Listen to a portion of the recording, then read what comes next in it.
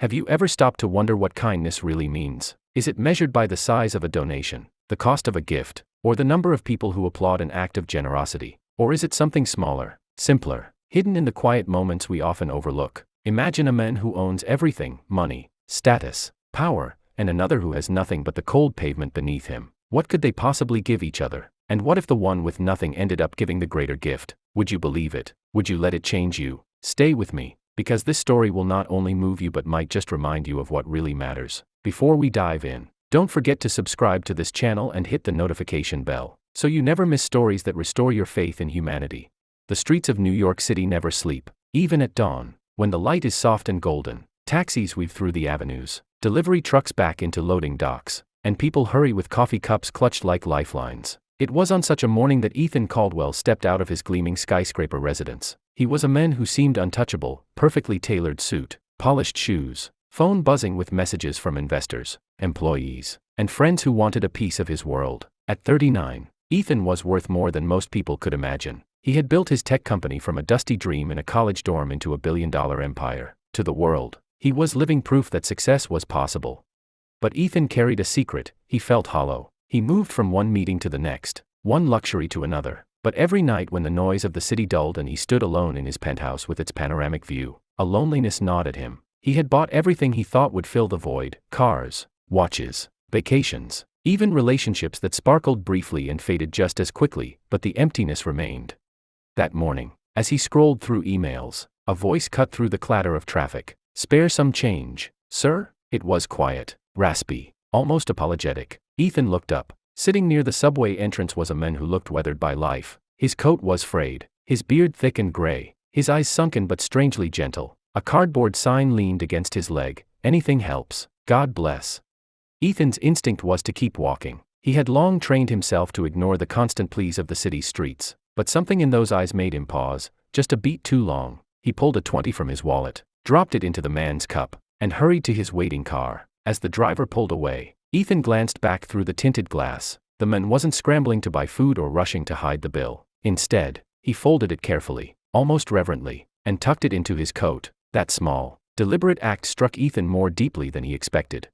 The next morning, rushing again, Ethan saw the man in the same spot. He hesitated, then asked, "What's your name?" The man looked up, surprised to be addressed. "David," he said simply. His voice was calm, steady, with a softness that felt out of place against the chaos of the street. "Ethan," he replied, handing him another bill before hurrying off.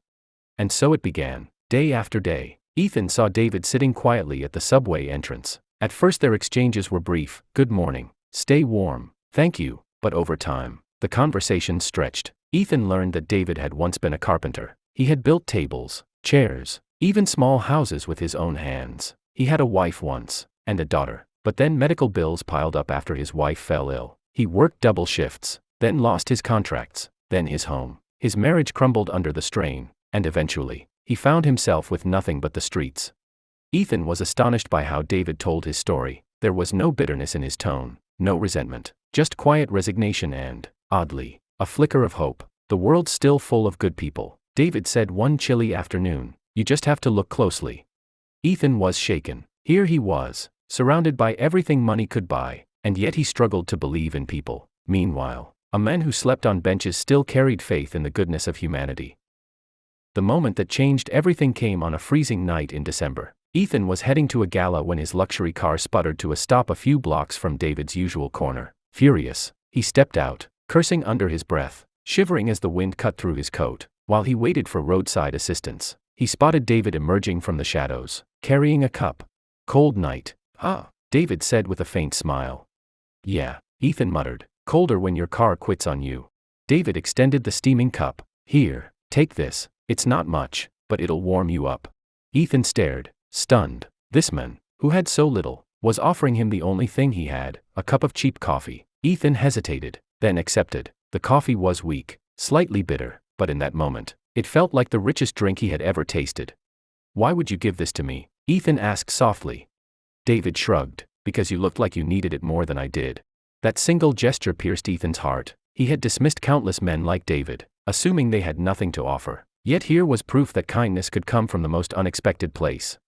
That night, back in his penthouse, Ethan couldn't shake the memory. He turned the moment over in his mind, the warmth of the cup in his cold hands, the sincerity in David's eyes, the weight of a gift given freely without expectation. He realized, with startling clarity, that true wealth wasn't measured by possessions or bank accounts. True wealth was the ability to give, even when you had nothing. From that day forward, Ethan sought out David. He brought him meals, not just money. He listened to his stories. He laughed at his jokes. He found himself slowing down, noticing the world beyond his own ambitions. He greeted his building's doorman with genuine warmth, thanked the barista by name, tipped the janitor who cleaned late into the night. For the first time in years, Ethan felt alive. Weeks later, Ethan invited David to dinner. At first, David resisted, embarrassed by his appearance, but Ethan insisted. He bought him clean clothes, arranged a shower at a shelter, and brought him to a quiet restaurant. Across the table, over steak and mashed potatoes, David laughed more than he had in years, and Ethan realized that this simple dinner filled him with more joy than any gala, any award, any business deal ever had. Over the months, Ethan took steps to help David back on his feet. He secured him a small apartment through a housing program. He introduced him to a local workshop where he could practice carpentry again. Slowly, David began rebuilding his life. He was no longer just surviving, he was living, and he had Ethan to thank for standing by him.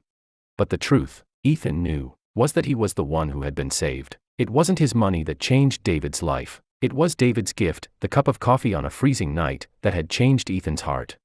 At a company event months later, Ethan stood before his employees and told the story. He spoke not of profits, but of kindness. He told them about the homeless man who had given him coffee, and how that single act had reshaped his understanding of success. David gave me more than I could ever give him, Ethan said. He gave me the reminder that kindness is the greatest form of wealth.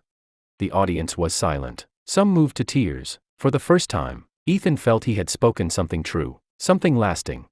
Years later, Ethan and David remained friends. They still met for coffee, not out of need, but out of choice. And every time Ethan held that simple paper cup, he was reminded of the night his life changed.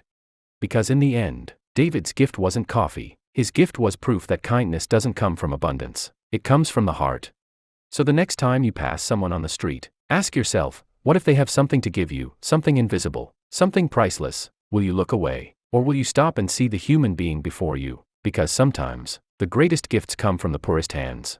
If this story touched your heart, don't just keep it to yourself. Share it with someone who needs to be reminded that kindness can come from anywhere. And before you leave, make sure to like this video, subscribe, and click the notification bell so you never miss more stories that show us the true wealth of humanity.